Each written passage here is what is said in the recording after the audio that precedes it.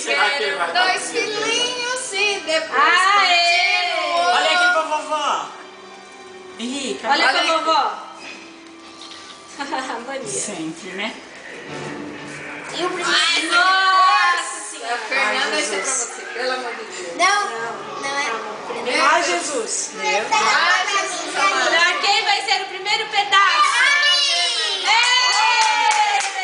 Olha lá. Que bonito. Ele tá aproveitando as colheres. Viu?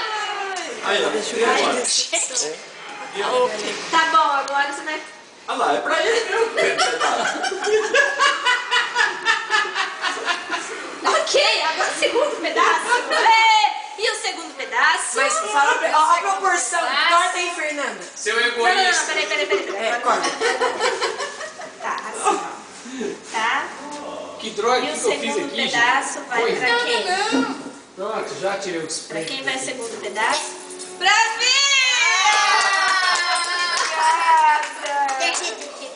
Terceiro. Não, deixa pra quem vai.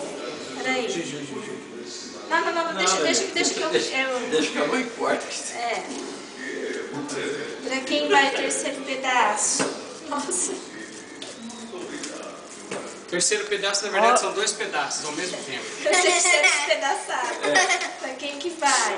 Vou pôr mais confete aqui. Calma, pra quem que é? A minha mãe. Ah, então dá você pra ela. Tadinha, ela encheu todas as bexigas da festa. Ai, que lindo. Muito bem! Ganhou o pedaço especial do Henrique. Quarto, meu melhor amigo.